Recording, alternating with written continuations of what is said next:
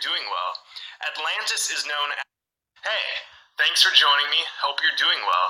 Atlantis is known as an advanced civilization that existed in the distant past. Plato described Atlantis in detail in the Critias and the Timaeus. In Plato's accounts, the Greek god Poseidon reigned over Atlantis. It's said that the Sumerian god Enki intervened in the evolution of humanity and created an advanced civilization that was destroyed. Enki then helped in renewing civilization. Enki is the equivalent of Satan. Enlil, a different entity, created Eden, what we now call the Garden of Eden. And Enki was who we now call the serpent. Enki is often depicted with a serpent surrounding him. Enki is where we get the word Loki from, who was a horned god and the Norse equivalent of Satan. So somewhere in mythology, Enki's title changed to Ea, which translates to house in water or dwells in water. Enki thus became Ea, the lord of the seas. Poseidon and Enki are the same being, just in separate mythologies. Some scholars associate Enki or Ea with Neptune, and the Roman equivalent of Poseidon is Neptune. So Poseidon or Enki, whatever you want to call the entity, reigned over Atlantis according to Plato. The horns were a symbol of wisdom, but also of rulership. This is why shamans, priests, and kings adopted the convention of wearing horns, which we now call crowns.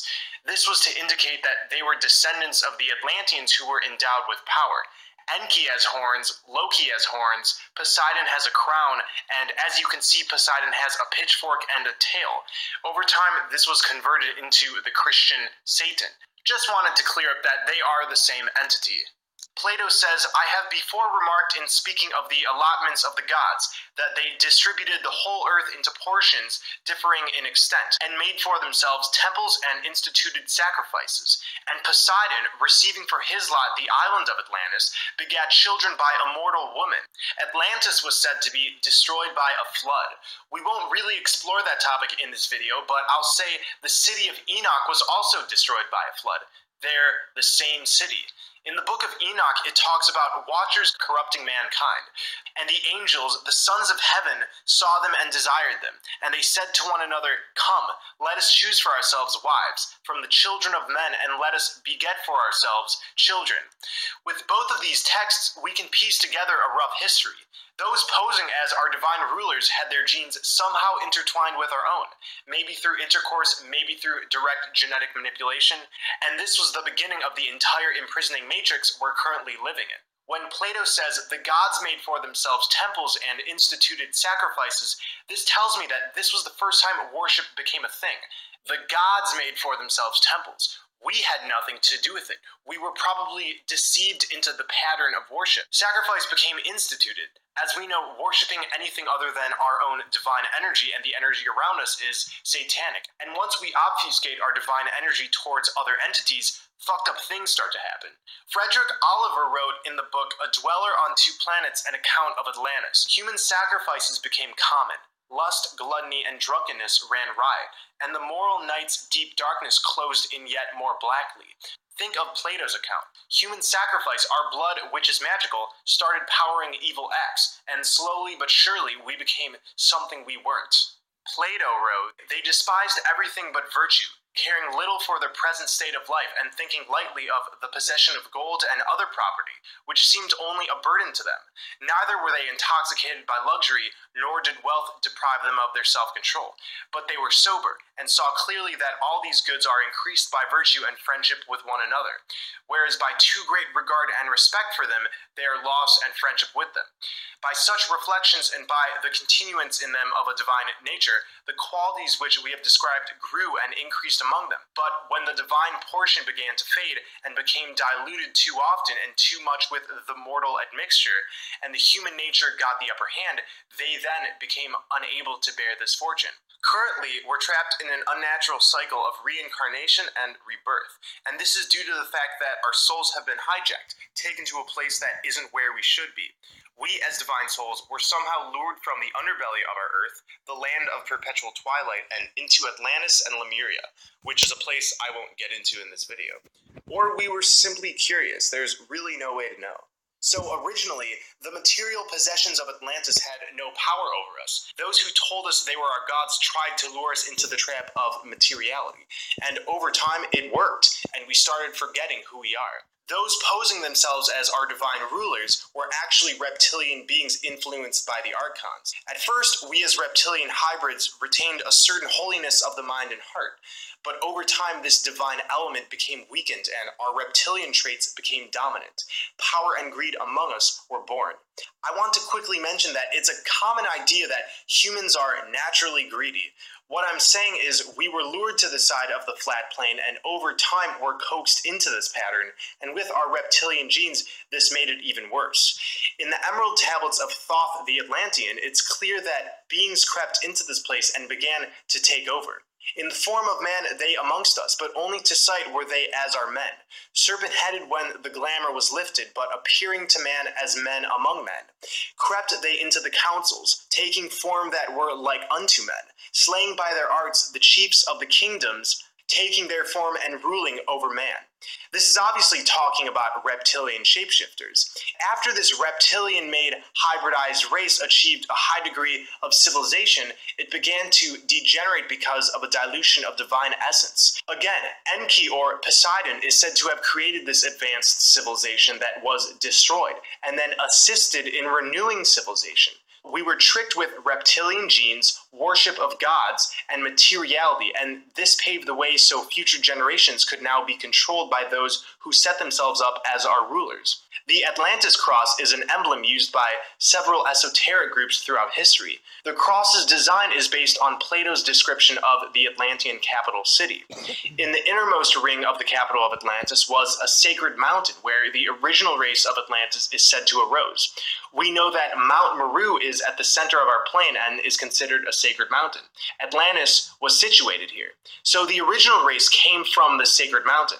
This tells me on the other side we somehow entered a vortex and popped up through it. Plato himself said Atlantis was encased in 3 concentric rings of land divided by water. The symbol shows this, and so do many depictions of Mount Meru.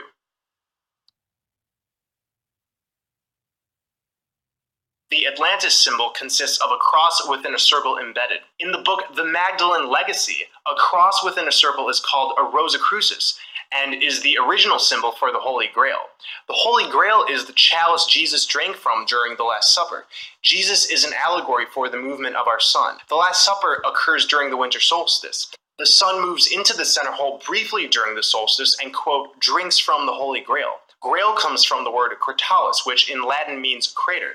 So the Holy Grail isn't merely an object, but a crater that when we enter through, we achieve everlasting life and abundant happiness. Back to the symbol. The concentric rings represent a vortex. The rings are a 2-dimensional expression of a 3-dimensional experience, that of traveling through a stargate. So the Atlantean symbol might not only mean concentric rings of land, but an actual stargate into another reality. As mentioned, the symbol of Atlantis is derived from the description of the enclosure constructed by the gods to protect the original sacred hill of Atlantis. Plato says that the gods built this enclosure to keep humans out. We could draw parallels to the Garden of Eden. A flaming sword was placed at the gate and turned every which way to guard the way to the Tree of Life. As I explored in my last video, the Tree of Life is the same thing as Mount Meru at the center of our plane. Mountains are giant tree stumps, so the Tree of Life was cut down and is now Mount Meru. This is an Asian depiction of Mount Meru. You see the concentric rings. This one shows an hourglass and is strikingly similar to what NASA tells us a wormhole looks like, suggesting what I'm saying. Mount Meru is a gateway to another world. Some say Mount Meru was the model for the Tower of Babel.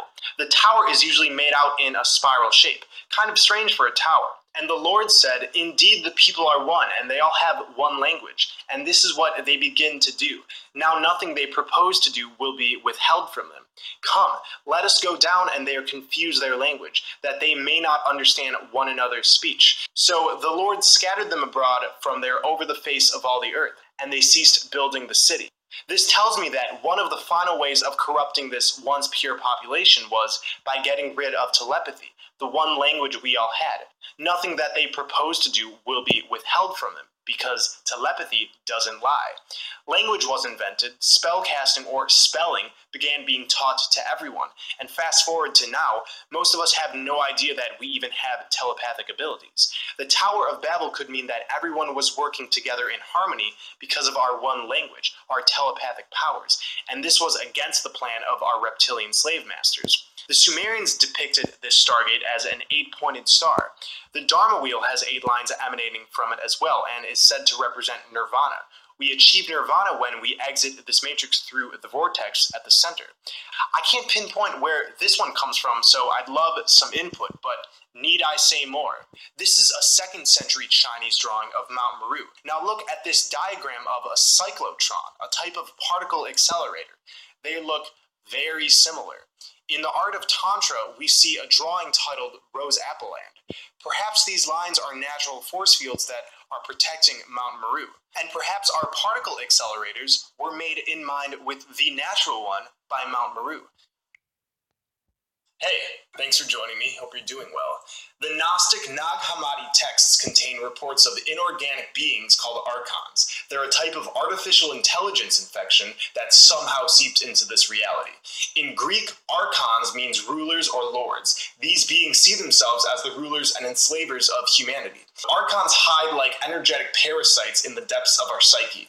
They send currents of low-frequency emotion and thought to our ego and emotional bodies in order to elicit a low-frequency energy that they can consume. This is their food. This is part of the reason this matrix was set up, so these archons can keep being fed. Our chakra implants further help them accomplish this. By the way, approaching these entities with arrogance is the correct way to let them know your own divine sovereignty. The false afterlife is a manipulation. Near-death experiences give us insight into this. The light that's discussed is an implant and captures you. It's too beautiful and too mesmerizing not to go in. You simply can't look away. Meeting family members and loved ones is incredibly common in near-death experiences, but these aren't actually their spirits, they're archons who are manipulating you into crossing over. Who you see has been shown to depend on who is important in your life and what culture you come from. As shown on this table, people from India experience different types of loved ones alluring them in during near-death experiences than Americans. It's not static. Whoever was important to you is placed there so you feel most comfortable crossing. We're formless, so the fact that you would recognize a spirit based on its 3-dimensional material form, or that it would even retain that form, is a fallacy. These are archonic ankle biters. During near-death experiences, religious people are met by their specific spiritual guides. Christians see Jesus, Buddhists see Buddha, Muslims see Muhammad. They come back and believe their beliefs were reinforced, but again, this is because the archons are master manipulators and will take whatever form suits you so you don't ever question what's going on. And sometimes the entities flip-flop with no rhyme or reason. The life review is a hallmark in near-death experiences. Your entire life is played back to you from every angle by beings who claim to be your supreme God. They have this ability because the all-seeing eye is literally recording every aspect of your life, further trying to reinforce that these archons have power to execute judgment over you, and eventually sending you back to be recycled as energetic food. One of the biggest deceptions is the idea of being a bad human who must rework karma in order to be worthy of leaving the cycle of reincarnation. Perfection can't be achieved on this physical plane, so the fact that a being and their texts written to confuse would tell you that it takes thousands of lifetimes to rework karma until they give you the ultimate green light is again bullshit. William Bowman is an out-of-body researcher who is aware of all of this. He gives the following advice for when you die so you won't be recycled into this matrix. Karma until they give you the ultimate green light is again bullshit. William Bowman is an out-of-body researcher who is aware of all of this. He gives the following advice for when you die so you won't be recycled into this matrix. I will demand to experience my higher self, my spiritual essence. I am not content to simply go back to the light. I am not content to accept past acquaintances and comfortable surroundings as my new reality. In fact, I am not content to settle for any form-based reality as my spiritual home. We are not helpless victims of an external force that dictates or directs our reality and our lives. we are bestowed with the power of free will and the ability to take spiritual action. This same message is mentioned in the first apocalypse of John. When he says to you, "Where will you go now?" you are to say to him, "To the place where I came, the source, there I shall return."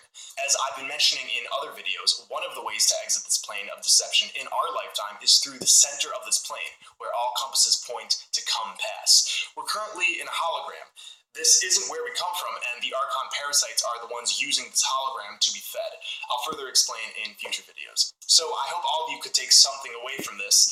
I'll keep restating that fear is the opponent of love. This isn't information to fear or panic about. Let's spread this information. Hey, hope you're doing well. Thank you for joining me. In this video, I'm going to be summarizing the fact that reptilian